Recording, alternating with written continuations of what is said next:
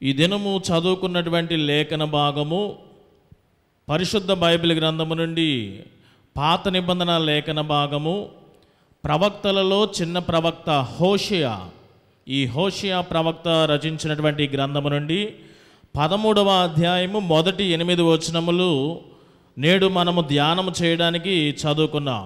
ఈ లేఖన భాగము ఆధారముగా నేను ఏర్పాటు చేసుకునేటువంటి అంశము కానీ ఈ దినము మీకు ఇస్తున్న సందేశము కానీ ఏమంటే, దేవుని కార్యము జరిగిన తర్వాత, దేవుని కార్యాలు మీ జీవితాల్లో జరుగుతూ ఉంటాయి.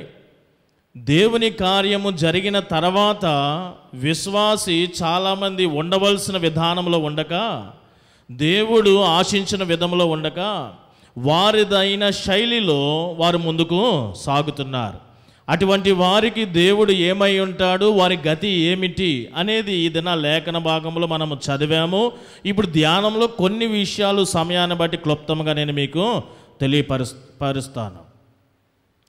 ఇశ్రాయేలుకి గతించిన వారమే పరిశుద్ధ వారపు ధ్యానంలో నేను మీకు తెలియపరిచాను. ఇశ్రాయేలును దేవుని యొక్క వాక్యము ఆయా భక్తులు వివిధ రూపాల్లో సంబోధించారు. ఇశ్రాయేలును ఇశ్రాయేలుగాను, ఇశ్రాయేలును యాకోబు అని ప్రస్తావించిన సందర్భం ఉన్నది. యాకోబు అంటే ఇశ్రాయేలే. అలాగే ఇశ్రాయేలును అరీయేలు అంటే అది కూడా అరీయేలన్నా ఇశ్రాయేలనే. అలాగే ఇశ్రాయేలు అనగా ఇక్కడ మనము చదువుకున్నాము మొట్టమొదటిగా రాయబడిన పదము ఎఫ్రాయిము. అలాగే ఇశ్రాయేలునుగా అషూరును, అషూరు అన్న ఇశ్రాయేలే, అరీయులు అన్న ఇశ్రాయేలే, యాకోబు అన్న ఇశ్రాయేలే, ఎఫ్రాయిము అని పిలిచినా సరే ఇశ్రాయేలే. అసలు ఎఫ్రాయిము అంటే ఎవరు? ఎఫ్రాయిము అంటే ఎవరు? అన్నల చేత కొట్టివేయబడిన యోసేపు ఐగుప్తు దేశం వెళ్ళిపోయిన తర్వాత అక్కడ వివాహము జరిగి ఉన్నది. అక్కడ యోసేపునకు పుట్టబడినటువంటి మొదటి కుమారుడేమో మనష్షే, రెండవ కుమారుడు ఎఫ్రాయిము. తర్వాత విడిపోయిన కుటుంబము తండ్రితో సహా కలిసినప్పుడు యోసేపు తన ఇద్దరు బిడ్డలని కూడా ఏం చేశాడంటే తన తండ్రి దగ్గరికి, యాకోబు దగ్గరికి తీసుకెళ్తే యాకోబు ఏం చేశాడంటే ఆ ఇద్దరు పిల్లల్ని కూడా తనకు పుట్టిన కుమారుల వలె దత్తత తీసుకున్నాడు. మనవాళ్ళిద్దరినీ కూడా తన కుమారులుగా దత్తత తీసుకున్నాడు. తీసుకున్నాక మరి ఆశీర్వదించాలి కదా. ఆశీర్వదించే క్రమంలో మరి పెద్దవాడి యందు మమకారం ఏంటో తెలియదు కానీ మనస్సేని దీవించాలని చెప్పి చాలా ప్రయత్నం చేశాడు యోసేపు గారు. కానీ దేవుని యొక్క ప్రణాళికలో యాకోబు గారు మరి చేతి వాటము కలిసి వచ్చే విధంగా దీవిస్తాడేమో అని ఆ చేతికి, కుడి చేతికి అందేటట్టుగా మనస్సేని అక్కడికి అరేంజ్ చేస్తే చేతులు మార్చుకొని యాకోబు గారు రెండవ బిడ్డ అయినటువంటి రెండవ మనవడు అయితే దత్తత తీసుకున్నాక కుమారుడు అయిపోయాడు. రెండవ మనవడు లేకపోతే కొడుకు అయినటువంటి ఎఫ్రాయిమును చాలా ప్రాముఖ్యమైన ఆశీర్వాదము ఇచ్చేశాడు. ఆ ప్రాముఖ్యతే ఇప్పుడు ఇలా పిలువబడడానికి గల కారణము, ఇశ్రాయేలీలు రెండు రాజ్యాలుగా విడిపోయారు కదా, ఉత్తర రాజ్యమని దక్షిణ రాజ్యమని. ఉత్తర రాజ్యము మొట్టమొదటిగా పరిపాలించింది ఎఫ్రాయిము గోత్రంలో నుండి వచ్చిన వారే రాజు. అలాగే ఈ ఇశ్రాయేలీలంతా కూడా ఎక్కువ ఏ గోత్రికులు హవా చలాయించేదంటే ఎఫ్రాయిము గోత్రికులే ఎక్కువ హవా వారు చేసేవారు. అందుకనే ఇశ్రాయేలుకి మరి యొక్క పేరు ఏంటంటే వారిదే ఎక్కువ హవా కాబట్టి ఎఫ్రాయిము అని పిలువబడింది. అంటే అనేక రీజన్స్ ఉన్నాయి. సులువుగా మీకు అర్థం అవ్వడానికి షార్ట్ కట్లో ఆ మొదట పరిపాలించిన రాజు ఎవరంటే ఎఫ్రాయిములో నుండి వచ్చిన వాడే. యాకోబు తన మనవడిగా మనస్సే కంటే ఎఫ్రాయిమును ఎక్కువగా ఆశీర్వదించాడు. ఇది రెండవది.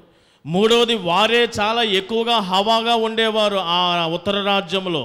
ఇట్టి కారణములు బట్టి ఇశ్రాయేల్ని మరి ఒకసారి ఏమైనా సంబోధిస్తే ఏమనేవారంటే ఎఫ్రాయిము. అరీయేలు ఎలాగో, అలాగే యాకోబు ఎలాగో, యెషూరును ఎలాగో, ఎఫ్రాయిము అని పిలిచినా సరే ఇశ్రాయేలీలే. ఇశ్రాయేలీల గురించి మనం ఇక్కడ చదువుతున్నప్పుడు ఏమని ఉన్నదంటే ఒక చక్కని మాట మనం మొదటి నుండి వింటున్నాము. ఇశ్రాయేలు చాలా గొప్ప రాజ్యం అండి, చాలా గొప్ప రాజ్యం. మరి ఎందుకో తెలియదు, ఈ గొప్ప రాజ్యము దేవుని ఎదుట చాలా దోషభరితముగా మిగిలిపోయింది. ఎందుకు అంటే కారణాలు ఇక్కడ చాలా స్పష్టంగా రాయబడి ఉన్నది. తాను స్థిరపడిన తర్వాత గర్వించిందంట. ఈ యొక్క ఎఫ్రాయిం లేకపోతే ఇశ్రాయేల్ ప్రజలు ఉత్తర రాజ్యము బాగా సంపన్నమైనటువంటి సమృద్ధికరమైనటువంటి సంతోషభరితమైన జీవితము జీవించడం మొదలుపెట్టినాక, అది బాగా స్థిరులుగా ఆశీర్వాదం పొందుకున్నాక అప్పుడు గర్వించిందంట. ఏమని గర్వించిందంటే, ఇదంతయు కూడా నా సామర్థ్యమును బట్టియే, ఇదంతా కూడా నా సామర్థ్యం బట్టియే. ఐగుప్తు నుండి విమోచించింది ఎవరు? యెహోవా దేవుడు. ఈ ఎర్ర సముద్రము పాయలు చేసి నడిపించింది, వారి పక్షమున వారు నడిపించింది ఎవరు? యెహోవా దేవుడు. బండ నుండి నీరు రప్పించింది యెహోవా దేవుడు. ఆకాశం నుండి మన్నా కురిపించింది యెహోవా దేవుడు. శత్రువులను వారి ఎదుట అణచివేసింది యెహోవా దేవుడు. వారు కట్టని ఎండ్లను, త్రవ్వించని బావులను, మరి నిర్మించని పురములను ఇవన్నీ కూడా వారికి అనుగ్రహించింది యెహోవా దేవుడు. ఇవన్నీ కూడా సమకూర్చి పెట్టి నడిపించిన తర్వాత వీరు తిని, అదే 6వ వచనంలో మనకి చక్కగా చూడండి, 6వ తరువాత వారికి మేత దొరకగా వారు తిని తృప్తి పొందిరు. ఎవరంట వీరు? ఎఫ్రాయిము అనబడుతున్న ఇశ్రాయేలీలు. బాగా దేవుడు సహాయం చేస్తే, ఆశీర్వదిస్తే వారు తిని స్థిరపడి దానిలో వారు ఎలా ఉన్నారంటే తిని తృప్తి పొంది, వారు తృప్తి పొంది గర్వించి, గర్వంలో వారికి ఏమైపోయిందంటే కళ్ళు మూసుకుపోయి యెహోవా దేవుడినే వారు మర్చిపోయారు.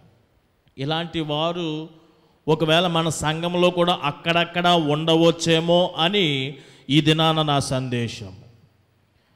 ఎగ్జామ్స్లో పాస్టర్ గారు ప్రార్థన చేయండి. ఇక్కడ పాస్టర్లదేం గొప్పతనం కదా, దేవుడు డైరెక్ట్గా దేవుడే. దేవుడు ఆ బిడ్డకి సహాయం చేస్తాడు. ఊహించిన దానికంటే మంచి స్కోరింగ్తో మంచి రిజల్ట్ వస్తుంది. ఇంకంతే, మరలా వాడు ఎక్కడెక్కడ వాళ్ళ అమ్మ కానీ ప్రార్థన చేయించుకోవడానికి వాళ్ళ అమ్మ ఎవరో ఆవిడ కనబడదు, ఆ బిడ్డ కూడా కనబడదు. ఇంత స్కోరింగ్ చేయగా వాడికి కళ్ళు మూసుకుపోయినాయి అన్నమాట. ఇంకా బిజినెస్ అంటారు, ఆ బిజినెస్ దేవుని చేత కృప పొందుకొని వర్ధిలించిన తర్వాత ఇంకా మరలా ఆరాధనకు రావడానికి కూడా రెస్ట్ ఉండదు, అంత బిజీ. దేవుడినే మర్చిపోయి పక్కన పెట్టే విధానం. వివాహాలు జరిగించగా వయసు పైపడ్డ తర్వాత, అలా గృహాలుగా కట్టబడిన తర్వాత దేవుని కార్యం, అది దేవుని కార్యం అయిన తర్వాత మా అత్తగారి ఇంట్లో కొంచెము ఈ దేవుణ్ణి కొలిస్తే ఈ సంఘము ప్రార్థన చేయగా నీవు ఆరాధించిన దేవుడు నీకేదో గర్భము తెరిచి, ఉద్యోగ అవకాశం ఇచ్చి, వ్యాపారం చేసి, గృహముగా కట్టి, ఏదో కార్యాలు చేస్తే దేవుని కార్యము జరిగిన తర్వాత నీవు ఉండవలసిన విధానం ఏమిటి, నీవు ఉంటున్న విధానం ఏమిటి? అందుకనే నేను సగభాగమే నా అంశముగా పెట్టాను. దేవుని కార్యము జరిగిన తర్వాత నీవు ఎలా ఉండాలి, దేవునితో నీవు ఎలా ఉంటున్నావు. చాలామంది అయితే నేను ఇక్కడ కార్యాల కొరకు జరగాలని వచ్చిన వారు చాలామంది కార్యమైన తర్వాత, అమ్మ తప్పనిసరిగా దేవాలయానికి రావాలమ్మా, తప్పనిసరిగా దేవాలయానికి రావాలా, ఏదో నా అవసరం ఉన్నట్టు నా అవసరతే తప్పనిసరిగా రిక్వెస్ట్ చేస్తూ బతిమలాడుతూ ఉంటాను. కానీ కార్యమైన తర్వాత నేను ఏది అడిగానో లేకపోతే వారు ఉండవలసిన తీరు ఏమిటో ఆ రీతిగా వారు ఉండడం లేదు. అలా ఎవరైతే ఉండరో దేవుడు వారి పక్షాన ఎలా ఉంటాడు అంటే ఒక సింహము వలె, ఒక ఆడసింహము వలె. 2 పర్యాయాలు ఈ పదం వాడాడు. ఒక పిల్లలను పోగొట్టుకున్న ఎలుగుబంటు వలె. అక్కడ ఇంకొక మాట కూడా రాయబడి ఉన్నది, చిరుతుపుల వలె. వారు ఈ రీతిగా వీటి క్రూర మృగముల, ఈ దుష్ట మృగముల చేతికి వారి నోటికి అందితే ఎలా ఉంటుందో వారి గతి అలాగా నశింప చెయ్యుదును. నా కార్యాలు ఎవడైతే అనుభవించి నన్ను మరిచిపోయి వాడు సామర్థ్యం అనుకొని గర్విస్తూ ఉంటే వాడికి నేను చేయబోతే కార్యం ఏంటంటే వాడి ఎడల నేను సింహముగాను, ఆడసింహముగాను, పిల్లలు పోగొట్టుకున్న ఎలుగుబంటి వలెను, ఇంకోటి ఏంటది, ఆ చిరుతపుల వలె నేను ఉంటాను. వాడు నశించిపోవలసిందే. మీ నాశనము మీరే కొని తెచ్చుకోవద్దు అనే దానికి ఈ సందేశంలో కొంచెం మేలుకొల్పంతే. కొంచెం మేలుకొలుపు. ఒక్కసారి మనము ఈ యొక్క ద్వితీయోపదేశ కాండము చూద్దాం. ద్వితీయోపదేశ కాండము 6వ అధ్యాయము. మనము దేవుని కార్యాలు పొందుకున్నాక మనం ఎలా ఉండాలి అంటే, ముందుగానే మోషే చెప్పాడండి, మీరు వెలుచున్న దేశంలో మీకు మేలు వృద్ధి, మీరు వెలుచున్న దేశంలో మీరు దీర్ఘాయుష్మంతులు అవ్వాలంటే ఎలా ఉండాలి అని చెప్తూ కంక్లూజన్లో చెప్పాడు. ద్వితీయోపదేశ కాండము 6వ అధ్యాయము 10 నుంచి 12 వచనాలు, ఒక 3-4 వచనాలు మనము చదువుకుందాం. నేను చదువుతాను, జాగ్రత్తగా మీరు అర్థం చేసుకుంటే చాలు. నేనే చదువుతాను, మీరు జాగ్రత్తగా అర్థం చేసుకోండి. నీ దేవుడైన యెహోవా నీ పితరులైన అబ్రహాము, ఇస్సాకు, యాకోబులతో చేసిన ప్రమాణమును బట్టి నిన్ను ఆ దేశంలో ప్రవేశపెట్టి, నీవేదో గొప్పవాడవని కాదు, నువ్వేదో ప్రార్థనాపరుడు అని కాదు, ఆల్రెడీ ప్రమాణం ఆయన చేశాడు కాబట్టి నీ పితరులతో నిన్ను ఆ దేశంలో ప్రవేశపెట్టి, నువ్వు కట్టని గొప్ప మంచి పురములను, నీవు నింపని మంచి ద్రవ్యముల చేత నింపబడిన ఇండ్లను, నీవు త్రవ్వకపోయినను త్రవ్వబడిన బావులను, నీవు నాటని ద్రాక్ష తోటలను, ఒలీవ తోటలను నీకిచ్చిన తరువాత నీవు తిని తృప్తి పొందినప్పుడు నువ్వేం చేయాలంట? అప్పుడు దాసుల గృహమైన ఐగుప్తు నుండి నిన్ను రప్పించిన యెహోవాను మరువకుండా నీవు జాగ్రత్త పడము. ఎగ్జామ్ పాస్ అయిన తర్వాత, వివాహమైన తర్వాత, గర్భఫలం వచ్చిన తర్వాత, గృహ నిర్మాణం జరిగిన తర్వాత, నీకు ఉద్యోగం వచ్చిన తర్వాత, నువ్వు అనుకుంటున్నటువంటి సమస్తము నీ చేతికి దొరికిన తర్వాత తప్పనిసరిగా కార్యము జరిగించిన దేవుని నీవు మర్చిపోకూడదు. కానీ మర్చిపోతున్నారు కాబట్టి ఈ దినాన్ని మీకు తెలియపరుస్తున్నాను. దీనిని కొంచెం విపులంగా మనం అర్థం చేసుకోవడానికి ప్రయత్నం చేద్దామా? ఎంతమంది ఏకీభవిస్తారు ఈ మాటను కొంచెం అర్థం చేసుకోవడానికి? ఎందుకంటే మీ మైండ్ సెట్లో ఉండాలి. దేవుడిని ఎంత నిర్లక్ష్యం చేస్తున్నామో, ఎందుకంటే 103వ కీర్తన అదే చెప్పాడు సింపుల్గా దావీదు, నా ప్రాణమా యెహోవాను సన్నుతించుము, నా అంతరంగమునున్న సమస్తమా ఆయన పరిశుద్ధ నామమును సన్నుతించుము. నా ప్రాణమా యెహోవాను సన్నుతించుము, ఆయన చేసిన ఉపకారములలో దేనిని మరువకము. యెహోవాని కానీ, దేవాలయమును కానీ, దేవుని ఆరాధన కానీ, దేవుని సేవకులు కానీ, దైవిక పరమైన విషయాలు మీరు మర్చిపోవడము అది మంచి పద్ధతి కాదు. దీన్ని వివరంగా మనం చూద్దాము. ఇదే ద్వితీయోపదేశ కాండము ఒక్క పేజ్ ఎలా తీయండి, 8వ అధ్యాయంలోకి మనకు వద్దాం. ద్వితీయోపదేశ కాండము 8వ అధ్యాయం. మనము 7 నుంచి 20 వచనాలు ఇంటికి వెళ్ళిన తర్వాత చదువుకోండి. 7 నుంచి 20 వచనాలు కంపల్సరీ మీరు చదవండి. ఇప్పుడైతే నేను 11 నుంచి 14 వచనాలు నేను చదువుతున్నాను, జాగ్రత్తగా వినండి. నేడు నేను నీకు ఆజ్ఞాపించు ఆయన ఆజ్ఞలను, విధులను, కట్టడలను నీవు అనుసరింపక నీ దేవుడైన యెహోవాను మరచి కడుపారా తిని మంచి ఇండ్లు కట్టించుకొని వాటిలో నివసింపగా, ఏమా వినబడుతుందా? ఇప్పుడు ఇవన్నీ కూడా చేసుకొని చక్కగా అయిన తర్వాత నీ పశువులు, నీ గొర్రెలు, నీ మేకలు వృద్ధి అయి నీకు వెండి బంగారములు విస్తరించి నీకు కలిగినదంతయు వర్ధిల్లినప్పుడు అప్పుడు ఏమైపోతుందో చూడండి. ఈ పదము కూడా చాలా స్ట్రాంగ్గా వాడాడు. నీ మనసు మధించి అని నేను వాడితే బాగోదు, నాకంటే ముందుగా ఇక్కడ బైబిల్ గ్రంథమే మదమెక్కిపోయినట్టు అనమాట. మన భాషలో, మన భాష ఏంటి, అక్కడ భాష అది. నీవేమన్నా మదించి దాసుల గృహమైన ఐగుప్తు దేశంలో నుండి నిన్ను రప్పించిన నీ దేవుడైన యెహోవాను మరుచుదువేమో. జస్ట్ కొంచెం మేలుకొలుపు. తర్వాత మనం కొంచెం దాటుకొని సమయాన్ని బట్టి 17లోకి వద్దాం. మళ్ళీ ఇదొక మేలుకొలుపు. అయితే మీరు మా సామర్థ్యము, మా బాహుబలము, ఇంత భాగ్యము మాకు కలుగజేసినని అనుకుందురేమో. ఐగుప్తుని విమోచించింది ఎవరు బాహు అంట? కాదు మాస్టర్, మరలా నేను చదివాను, మరలా కింద అదే అర్థం చేసుకోవడానికి.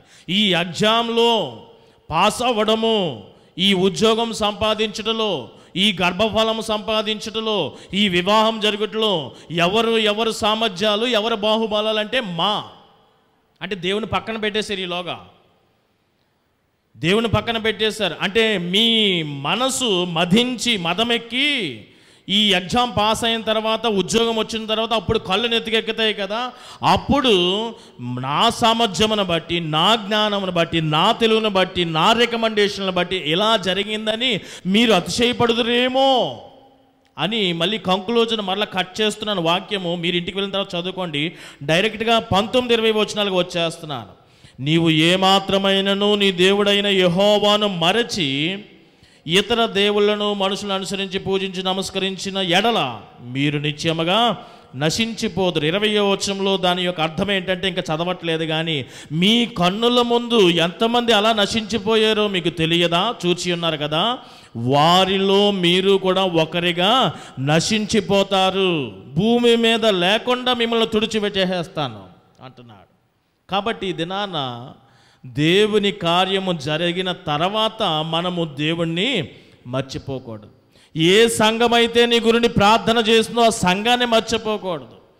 ఏ ఉపవాస ప్రార్థనల ద్వారా నీకు ఫలితం వచ్చిందో ఆ ఉపవాస ప్రార్థనలు రాకుండా నువ్వు అవాయిడ్ చేసి ఇంకా బిజీ అయిపోయినని నువ్వు అనుకోవద్దు. ఒకవేళ అది బిజీ అయిపోయిందో అసలు నిన్నే లేకుండా, నీకు బలమే లేకుండా, నీకు అదే లేకుండా చేసేస్తానంటున్నాడు దేవుడు.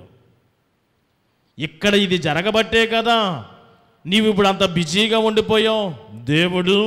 దేవుని సన్నిధి, దేవుని ఆరాధన, దైవికపరమైన విషయాలు అంత నెగ్లెక్ట్ చేయడం అనేది విశ్వాసులకు తగదు.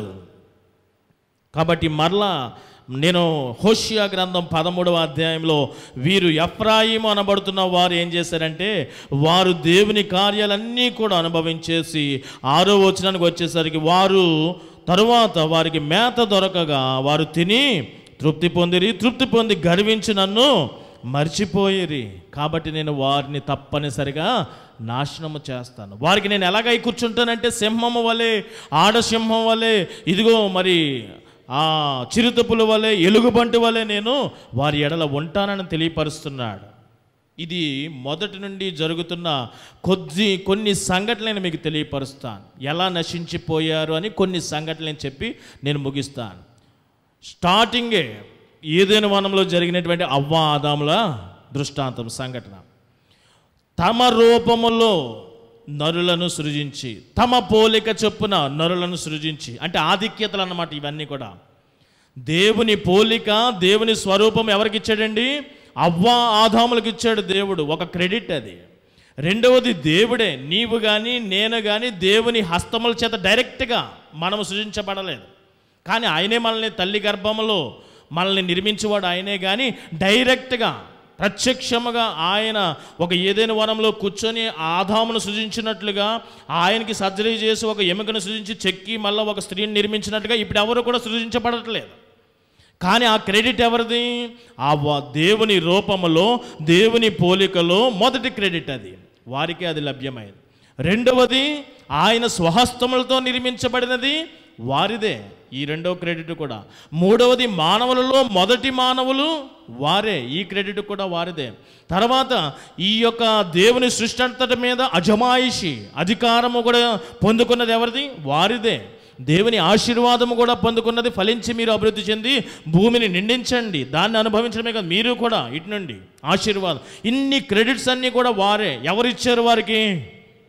యెహోవా దేవుడే వారికి ఇచ్చాడు. ఇవన్నీ ఆదాముకు తెలియదా? అవ్వకు తెలియదా? ఇవన్నీ కూడా నన్ను నిర్మించిన వాడు ఆయనే అని, నాకు స్త్రీని నిర్మించినది ఆయనే అని, దీని అంతటినీ కూడా నాకు సృష్టి అంతటి కూడా ఆధిపత్యము వహించడానికి అధికారం ఇచ్చింది ఆయనే అని వారిద్దరికీ తెలియదా? తెలుసు.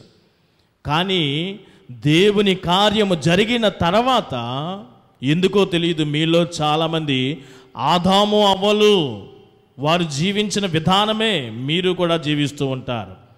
మీరు అన్ని దేవుని కార్యాలు అయిపోయిన తర్వాత నమ్మవలసిన దేవుణ్ణి అంతగా నమ్మక లోకాన్ని నమ్ముతూ ఉంటారు, లోకులు నమ్ముతూ ఉంటారు దేవుని కంటే ఎక్కువగా. అలాగని దేవుని నమ్మరు అని నేను పూర్తిగా అంటలేదు. దేవుని కంటే ఎక్కువగా లోకాన్ని, లోకులను నమ్ముతూ ఉంటారు దేవుని కంటే ఎక్కువగా అని చెప్తున్నాను. అదే, మీరు దేవుని కార్యం అయిపోతే చాలు, అంతవరకు దేవుని నమ్ముతారు. దేవుని కార్యం అయిన తర్వాత దేవుని కంటే ఎక్కువగా లోకాన్ని, లోకులను మీరు నమ్ముతారు. అంత మాత్రమే కాదు, దేవుణ్ణి అప్పుడు ఆశ్రయించిన కార్యమైన తర్వాత లోకమును, లోకులను మీరు ఆశ్రయిస్తూ ఉంటారు, ఆధారపడుతూ ఉంటారు. అవునా కదా? మీలో చాలామంది కార్యాలు జరిగిన తర్వాత ఇంకా దేవుని మీద ఆధారపడరు, లోకుల మీద. ఏదో దొరక చిన్న అపాయింట్మెంట్ జాబ్ వచ్చింది, ఒక జాయిన్ అయ్యారు. అంతవరకు నీకు జాబ్ రావడానికి కారణం ఈ ప్రార్థన, ఈ సంఘము, ఈ దేవుడు. ఇంక జాబ్ వచ్చిన తర్వాత దాన్ని కొంచెం ప్రమోట్ చేసుకోవడానికి ఇంక మరలా నువ్వు దేవుని మీద ఆధారపడవు. ఇప్పుడు ఎక్కడ తిరుగుతూ ఉంటావు? లోకం నమ్ముతూ ఉంటాం, లోకులను నమ్ముతూ ఉంటాం. నరులను ఆశ్రయించట కంటే యెహోవాను ఆశ్రయించడం మేలు అనే విషయాన్ని మర్చిపోతావు. ఎప్పటిదాకా నువ్వే ప్రార్థన చేసావు, ఏదో ఒక దినాన్ని నువ్వు కూడా ప్రార్థన చేస్తావు. కార్యమైన తర్వాత ఎందుకో తెలియదు దేవుణ్ణి నమ్మట్లేదు అంటే నమ్ముతావు, కానీ దేవుని కంటే ఎక్కువగా లోకాన్ని నువ్వు నమ్ముతున్నావు. అలాగని చేస్తే గనక మందమెక్కి లేదా మదమెక్కి నువ్వు దేవుణ్ణి మరిస్తే నీ పట్ల దేవుడు సింహము వలె, ఎలుగుబంటి వలె, చిరుతుపుల వలె, ఆడ సింహం వలె ఉంటాడు. నువ్వు నశించిపోతావు, జాగ్రత్త. చాలామంది మీరు దేవుని కార్యం అయిన తర్వాత మీ బిజీ లైఫ్లో వ్యాపార ఉద్యోగ వీటన్నిటిలో చదువులలో ముందుకు వెళ్ళిపోతూ అంతవరకు కార్యం జరగలేనప్పుడు ఇదే ఇంకా నీ స్థలం, ఇదే ప్రార్థన. ఎంత కన్నీరు కార్చుంటావో, ఎన్నిసార్లు నిరాశతో వచ్చి ఆదరణ పొంది ఓదార్పు పొంది తిరిగి వెళ్ళి ఉంటావో నీకే తెలుసు. కానీ దేవుని కార్యం అయిన తర్వాత ఇది ఎలా ఉంటుందంటే, ఈ స్థలము, ఈ ప్రార్థన, ఈ ఆరాధన, ఈ వాక్యం ఎలా ఉంటుందంటే, జస్ట్ మీకు సూటిగా అర్థం అవ్వడానికి మన ఇంట్లో ముసలివారు ఉంటారు, తాత అమ్మ. సేమ్ వారిని ఎలా ట్రీట్ చేస్తామో ఈ దేవాలయం కానీ వాక్యం కానీ ఆరాధన కానీ అలా ట్రీట్ చేస్తాం. ఇప్పుడు ఏమో దేవాలయానికి ఇప్పుడు అంత తీరిక లేదు, ఆ వాక్యం ఎప్పుడో విన్నట్టుగానే తాతయ్యలు అమ్మమ్మలు నాయనమ్మలు చెప్తా ఉంటే నీకు తెలియదులే, మేము కొంచెం ఆ బిజీలో అంత తీరిక లేదని ఎలా మాట్లాడతాం, తీసేసినట్టు మాట్లాడతాం చూడండి. సేమ్ అదే అమ్మ ఆరాధన, వస్తానండి వచ్చే వారం వస్తానండి, ఇప్పుడు అంత టైం లేదు, అంత తీసేసినట్లుగా ఉంటుంది.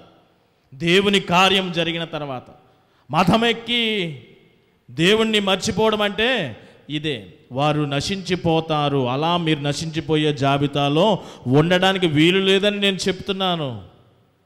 ఇది స్టార్టింగ్లోనే కాదు, ఐగుప్తు విమోచన సమయంలో కూడా మరలా ఇంకొక ఇన్సిడెంట్ చెప్తాను. ఇలా చాలా ఉన్నాయి, జస్ట్ అవుట్లైన్స్లో నేను చెప్తున్నాను మీకు అర్థం అవడానికి. మోషే వెళ్ళి ఫరో దగ్గరికి ఏమన్నాడంటే, దేవుని చేత నిర్మించబడిన వారిలో చెప్పాను, ఒక అన్యుడి నుండి కూడా చెప్తున్నాను. చాలామంది అన్యులు కూడా ఇక్కడ ఉంటారు కదా, వారి గురించి కూడా చెప్పాలని ఇది యాడ్ చేశాను. చాలామంది దేవుడు అంటే ఎవరో తెలియదు, అలాగా వారి ఏదో నిరాశ నిస్పృహలో ఉంటారు. వారి దగ్గరికి వెళ్ళినప్పుడు కొన్నిసార్లు దేవుని గురించి చిరాకు మాటలు మాట్లాడతారు, అయినను సరే గతి లేక వస్తూ ఉంటారు.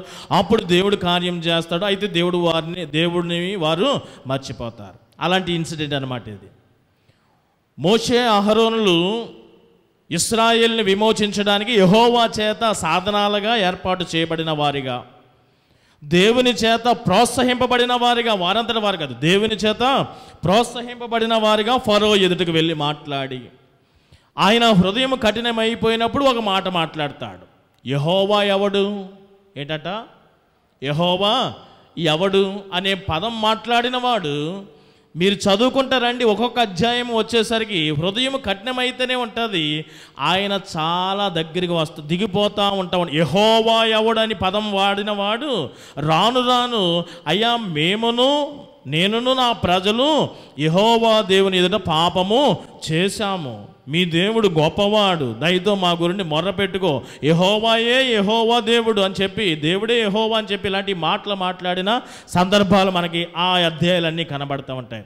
యెహోవా దేవుడని ఒప్పుకున్నాడు కదా, మేము దోషులము పాపం చేసిన ఒప్పుకున్నాడు కదా, అలాంటి దేవుణ్ణి మరలా కఠినం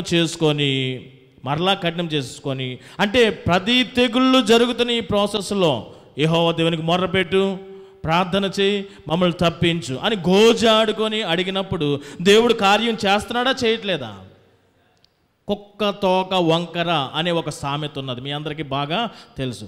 కార్యమైన వెంటనే మరలా మన బుద్ధి మనదే. దేవుణ్ణి ఆశ్రయించడము, రక్తము మరలా నీరుగా రావడానికి, కప్పలన్నీ మరలా తిరిగిపోవడానికి, పేలన్నీ పోవడానికి, వడగండ్లను తప్పించుకోవడానికి, అన్నింటికీ కూడా దేవుడు కావాలి. మరలా నువ్వు దేవుని దగ్గరికి వస్తావా అంటే నీ నోటితోటే చెప్పావు యెహోవాయే దేవుడని, నేను పాపం చేశాను, నా ప్రజలు పాపం చేశామని అంటావు, దేవుని కార్యం కొరకు దేవుని దగ్గరికి వస్తావు, అలాగని దేవునిలో మరలా ఉంటావు అంటే మరలా వెనకకు తిరిగి వెళ్ళిపోతూ ఉంటాం. మరలా కఠినమైపోయినటువంటి మనసు. మీలో చాలామంది దేవుణ్ణి చిన్ననాటి నుండి ఎరిగిన వారు ఉన్నారు, అన్యులైనటువంటి వారు కూడా వచ్చి దేవుని కార్యాలు అనుభవించి మరలా వెళ్ళిపోతూ ఉంటారు. కుక్క తోకర వల్లే దేవుడు, ఈ జీవము కలిగిన దేవుడు ఎవడు కూడా లోకంలో చేయలేదు నీకు కార్యం, ఇక్కడ కార్యము చేశాడు. ఏ కార్యం జరిగినప్పుడు అనుభవించినప్పుడు ఈయన దేవుడని నీకు తెలియదా? అప్పుడు ఎలా అనుభవించో, ఈయనలో ఉండాలి అనుసరించాలని నీకు తెలియదా? వెంటనే మరలా ఫరో వల్లే మరలా వెనకకు వెళ్ళిపోవడం. చాలామంది కార్యాలు జరిగిన వెంటనే వాళ్ళు వైఖరి, దేవుడే కదా నీ కార్యం చేశాడంటే వారు హృదయం కఠినంగా జరిగిందిలే, ప్రార్థన చేశారు. కఠినం ఎంత కఠినంగా ఉంటుంది. నీకు వివాహం చేసింది ఆ సంఘము ప్రార్థన చేస్తేనే కదా, ఆ దేవుడే కదా అంటే అవును అంటారు. కానీ అక్కడికి రావడానికి ఎంత కఠినమో, ఎంత కఠినమో. కఠినమైన మనసులు కలిగిన వారు దేవుని కార్యం జరిగిన తర్వాత దేవుని కంటే లోకమును నమ్మేవారు అనేక మంది.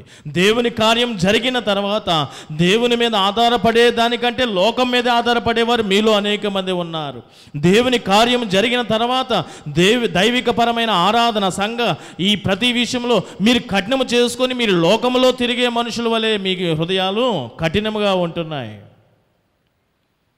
ప్రారంభ దశలో చెప్పాను, ఐగుప్తు విమోచనలో మరి ఒక ఇన్సిడెంట్ చెప్పాను. ఇప్పుడు రాజుల పరిపాలన కూడా నేను అవుట్లైన్స్ లాగా 3వ సంఘటన చెప్తాను. ఉజియా పేరు విన్నారు కదా, రాజుగారు. ఆయన రాజుగారు.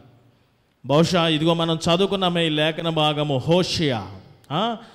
ఈ ప్రవక్త జీవిస్తున్న కాలంలో రాజ్యము చేసినటువంటి వారిలో ఉజియా ఒకడు. ఉజియా ఈయన గురించి ఒక మాట నేను వివరంగా చెప్పవలసిన లేదు, మీరు చదివితే సరిపోతుంది. 2వ దినవృత్తాంతాల గ్రంథము 26వ అధ్యాయము 16 నుంచి 23 వచనాలు మనకి అక్కడ రాయబడి ఉన్నది. 2వ దినవృత్తాంతాల గ్రంథము 26వ అధ్యాయము 16 నుంచి మనము కొంచెము కిందకి వెళ్దాం. ఒక మాట చదవండి. అయితే అతడు స్థిరపడిన తర్వాత, ఎవరి గురించి చెప్తున్నాను నేను? ఉజియా. ఉజియా అంటే స్థిరపడ్డాడు, అంటే ఆశీర్వదింపబడ్డాడు, సమృద్ధి వచ్చింది. అయితే అతడు స్థిరపడిన తర్వాత అతడు మనస్సున గర్వించి చెడిపోయాను. ఏమైందో తెలుసు ఇక్కడ ఇన్సిడెంట్, ఇంకా చదవద్దులే కానీ మీరు ఇంటికి వెళ్ళిన తర్వాత ఇక్కడే ఉంటుంది నేను చెప్తున్న మాటలు. ఎంత గర్వించాడంటే, ఒక మాట, ఎవరి పని వారు చేసుకోవాలి కదండి, దాన్నే లోక సామెత, కుక్క పని కుక్క, గాడిద పని గాడిద అని మనం అంటూ ఉంటాం. అయితే ఎంత స్థిరపడిపోయి ఎంత గర్వంలోకి వచ్చేసాడంటే, స్థిరపడడం తప్పులేదు కాదు, గర్వంలోకి వచ్చేసాడు. ఎంత గర్వం అంటే, నేను రాజును కదా, ఏది చేసినా చెల్లుబాటు అయిపోతుంది అని అనుకున్నాడు. అది లోకంలో చెల్లుబాటు అయితే అవ్వచ్చు, అది అన్యాయమైనా సరే. దేవుని విషయాల్లో నీకు చెల్లుబాటు అనేది అవ్వని పని. ఆల్రెడీ ఒకసారి సౌలు సింహాసనం ఎందుకు దెబ్బతిన్నది? సౌలు సింహాసనం ఎందుకు కోల్పోయాడు? తన పని తాను చేసుకోక దేవుని పనిలోకి ఇన్వాల్వ్ అయిపోయాడు. సమూయేలు గారు చేయవలసిన ప్రార్థనా కార్యక్రమాలు ఎవరు చేసేశారు? సౌలే చేసేసాడు. అందుకనే సింహాసనం పోయింది. సింహాసనం పోవటంలో గల మొదటి కారణం అదే. ఇక్కడ కూడా సేమ్. ఈ యొక్క ఉజియా స్థిరపడిన తర్వాత మదమెక్కిపోయి కళ్ళు పైకి వచ్చినాయి, గర్వించాడు. యాజకులు చెయ్యవలసినటువంటి కార్యాలు అతను చేసేద్దామని ధూపము వేయడానికి ధూప వేదిక దగ్గరికి వచ్చేసాడు. నేను రాజును కదా, ఏది చేసినా చెల్లుబాటు అవుతూ ఉంటుంది. చాలామంది సంఘాలలో ఇలాంటి పాశ్రేణ వాక్యం చెప్పేది మేము కూడా చెప్తాము. అది ఎవరు చెయ్యాలా? ప్రార్థనలు, వాక్యాలు, ఆరాధనలు ఇవన్నీ ఎవరు చేయాలా? పాస్టర్లు చేసుకునే పని పాస్టర్లు చేసుకున్నారు. కానీ ఈ మధ్యన కొద్దిమంది సంఘములో వారు ఒక ఉన్నతమైన మరి పోస్ట్ గ్రాడ్యుయేట్స్లు లేదా గొప్ప గొప్ప ఉద్యోగాలు చేసుకుని ఉండవచ్చు ఈ లోకపరంగా, అది దేవుని దగ్గర చెల్లుబాటు కాదు. కానీ చాలా సంఘాల్లో నేను చూస్తున్నాను, వాళ్ళు వచ్చి సేవకులు చేయవలసిన కార్యాలు వారు చేసేస్తూ ఉంటారు. పాస్టర్ గారు మాట్లాడడానికి లేదు, ఎందుకంటే పాస్టర్ దాన్ని ఖండించాడు అనుకోండి, రేపటి దినము ఆ పాస్టర్ గారు ఆ సంఘంలో ఉండనివ్వరు. ఎందుకంటే వారు రాజ్యము చేస్తున్నారు. వారు ఆ రీతిగా గర్వించి దేవుని యొక్క పనులలో సేవకులు చేయవలసిన పనులు సేవకులు విడిచిపెట్టగా వారే చేసుకోవడానికి ముందుకు వస్తున్నప్పుడు అలాంటి సంఘటన ఇక్కడ జరిగింది. ఉజియా, సౌలు మనకు తెలుసు, ఇక్కడ ఉజియా ధూప వేదిక దగ్గరికి అజర్యా మెయిన్ పాస్టర్గా ఉంటున్నాడు అక్కడ.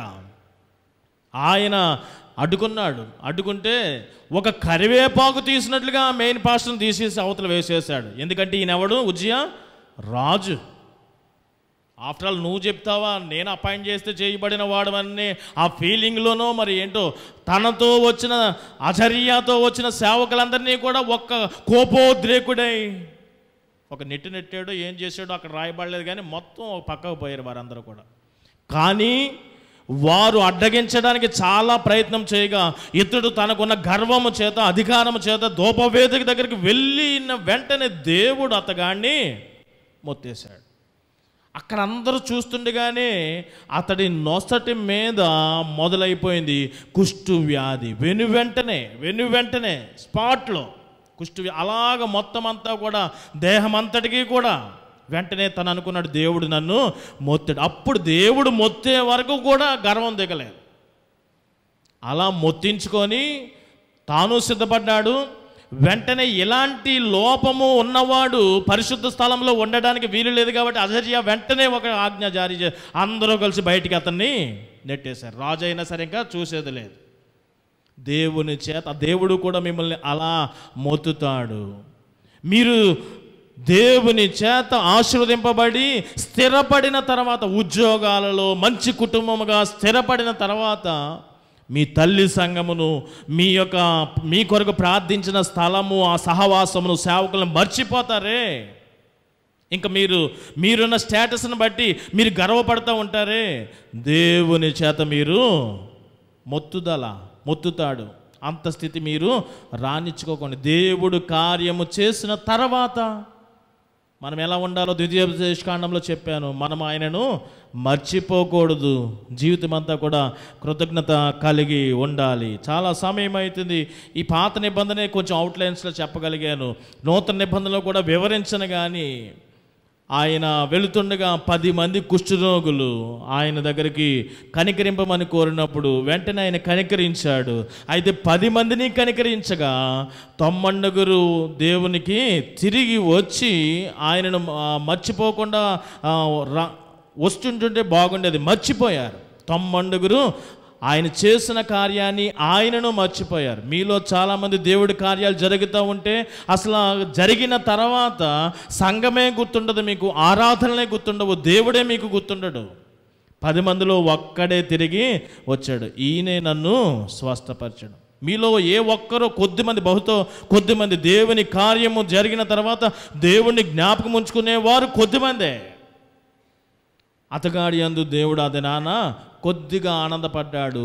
ఇలాగ దేవుడి కార్యం జరిగిన తర్వాత దేవుడిని మర్చిపోయిన వారి యందు ఎక్కువగా ఆయన బాధపడ్డాడు. ఇలాంటి విషయాలు చాలా ఉన్నాయి బైబిల్ గ్రంథంలో. జస్ట్ స్టార్ట్ చేసి ప్రారంభం నుండి చివరి వరకు చెప్పాలనుకున్నాను, సమయం చాలా అయింది. కానీ నా ఉద్దేశం ఎంత చెప్పినా ఒకటే. ఇక్కడ హోషియా అంటున్నాడు, ఎఫ్రాయిము నీవు తిని తృప్తి పొందిన తర్వాత నువ్వు దేవునిని గర్వించి నువ్వు దేవునినే మర్చిపోయావు.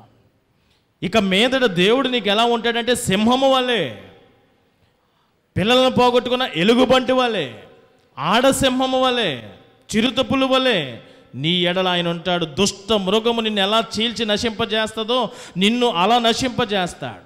కాబట్టి మీరు నాశనము కాకూడదు అని సంఘ కాపరిగా నా ప్రార్థన, నా ఆశ. మీరందరూ కూడా దేవుణ్ణి మర్చిపోవద్దు.